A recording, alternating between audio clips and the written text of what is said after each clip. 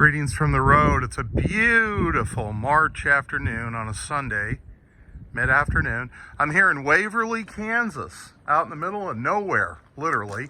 I'm stopping here to pick up some materials that I dropped off, a couple months ago. And I did an interview with Karen and Bud, and they've been active members in the Model T family for a long time. There I am out on the road. So I don't know if they're home or not. This must be the place. It says Model T Garage. So let's knock on the door, see what happens. Well, heck, somebody's home. So that's Miss Karen, and she's here. And there's the first Model T right there. And let me walk along here. Look at these great pictures. Look at this. Do these have any significance, or are they just pictures that you... Those are just pictures that I picked up during the years. Okay, over the years at swap meets and things like that.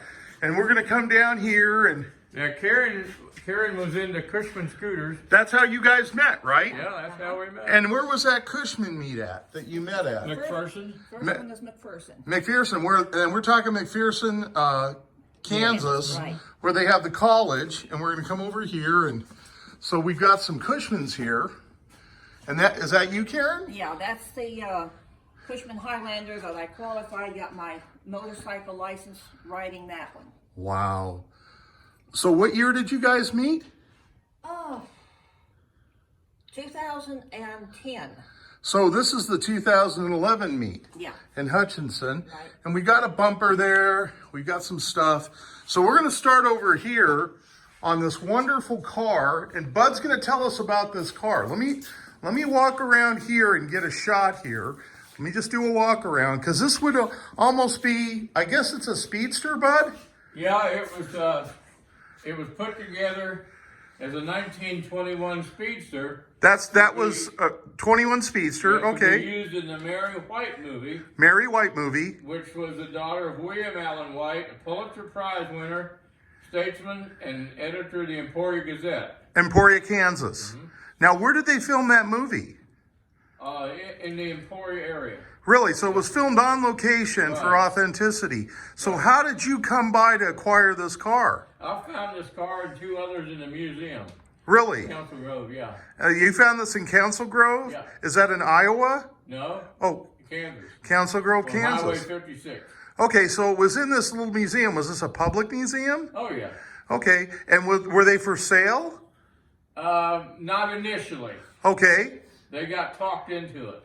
Who talked them into I that? think I did. You think you did? I think I did. And we've got some straps here on the engine. Can you tell us anything special that we see on this side?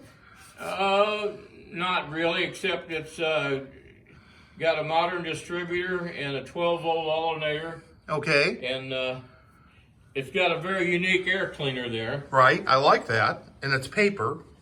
Yeah. Okay, I like your formats here. You gotta squeeze it real hard. Oh, just on that before me. Oh. That's a horn. Now this is your coil box? It's just to put gloves and stuff Okay, in. so you have a mag on this. No, distributor. Distributor, Yeah. okay. So we're gonna go to the back. You got a little box here for tools on the back. You got some wire wheels here.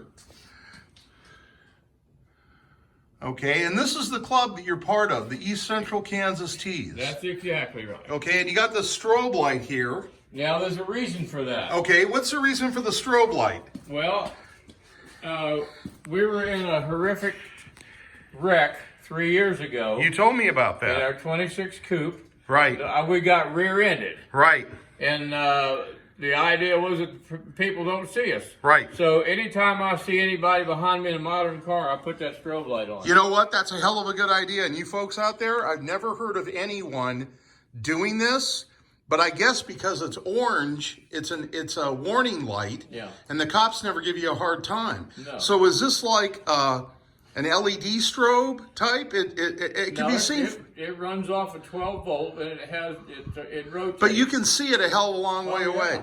Okay. So did you do anything other than the strobe light and a few other odds and ends? Did you have to work on it at all? Karen was driving it out about 12 miles, and it overheated, and she kept going, and the engine got a little scorched, so we had to rebuild the engine. Okay. And then after the wreck, I had such swelling here that Karen and I took the body off, cut it down 2 inches, moved it back 3 inches. To make it more comfortable so to drive. Get more room. Right. Oh boy. Now, did you come up with that handbrake? No, That modification? That's an old accessory.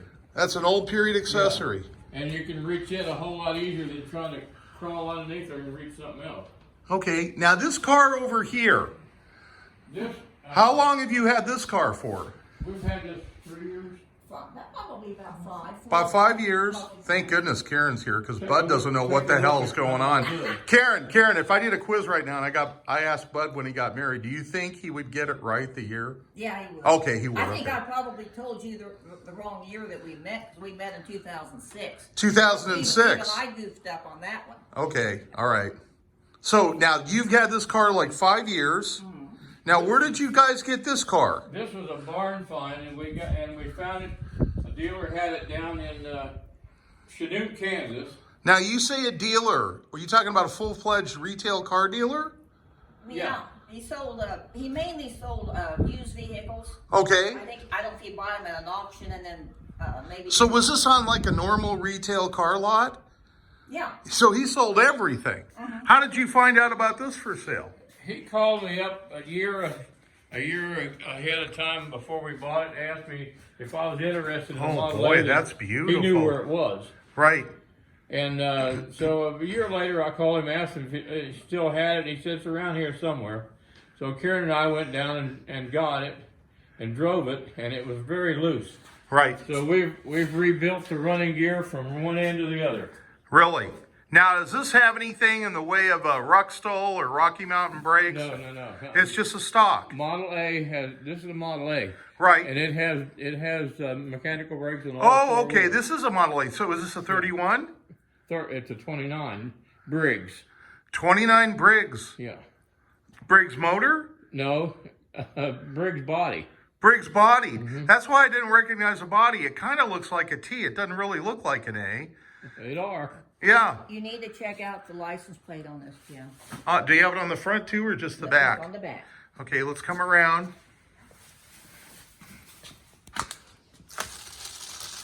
Well, I don't know if I can tell you. It says Bud is a real... Oh, no. It says low tech. Yeah. That's cute. It's an antique plate. Okay. We'll come around this side. And the prettiest thing on the whole car is the stainless steel exhaust system. That Wow. you have to stand on your head to be able to even see it. Right. Do you mind if I open this door? Go And I'll just take a little... Well, no, this is good. I'll take a little peek inside. Oh, wow. It looks like you got the original interior in here. Well, it's close to it if it's not the original. Oh, it kind of looks like it is. Maybe they did the headliner. I don't know. They probably redid the seat covers. But it's going to be a lot of fun to drive. But the platform looks good. It looks like the original platform. Okay.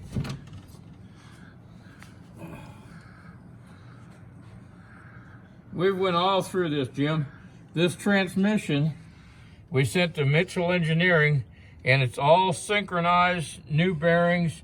You can shift it on the fly. It also has a dipstick on the side of the transmission. Wow, to check the fluid Check level. your grease, yeah. Wow. Wearing an Optima battery. Is this the original instrument cluster, but you just took and No, it's the original. Oh, okay. Did you re-chrome that? No. Wow, so it came to you that way. And I can tell by the age of the mirror, that's the original mirror, Yeah. or period mirror. It needs to be replaced. Silver's gone. Okay, and let me ask you about this car. Boy, Isn't it solid? geez, I've never heard it. That's the way you're supposed to shut those doors. Look how much room there is on the back seat of this, Jim. You know, you could go. Oh, wow, shopping for that's a heck of a lot of room. You could shop for a grocery. Well, you could for get a in and month. out of that quite comfortably. Oh yeah. Okay, so let me ask you about this car over here, because you got a body you said you were working on. This one here? Yeah. Well, You don't have to take the covers off. Just tell us what that is, what you're working on. Well, the chassis for this body, Right. which is it's going to be a 1916 Roadster pickup. Oh, really? So you've got the body here. You've already painted it. Yep. Okay. Wow. And then here we've got some signs for Model T parking.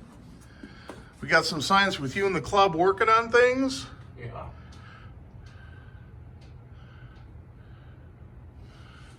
Jim, have you been up to the museum? You Yes. haven't you? Yeah, and I just saw your chassis and I pointed it out. I did a video and I pointed that out to folks. Let's zoom in over here. Bud's really active, and that chapter that I mentioned is very active, and they built a running and driving chassis, right? For a T. Here's a picture of it. Okay. It's a cutaway chassis. A cutaway chassis, but you've actually donated 2 chassis, right? Well, one of them was a driving simulator. Right. So you've donated a driving simulator, and then this I saw at the museum. Uh-huh. So. But this is complete cutaway. Right. Engine, transmission, differential. I think that's in the annex. It is. Okay. Is this one of your cars on the vintage Ford cover? Right here? No. Just a cover that you like. These are actually a painting by Richard Eagle. Okay, that's one of his paintings.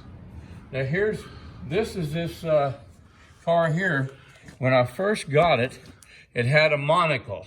Okay, monocle windshield. And no windshield. That's the Speedster that we're looking at. And Karen and I put the windshield on there because Right. she didn't like bugs on her teeth. Right.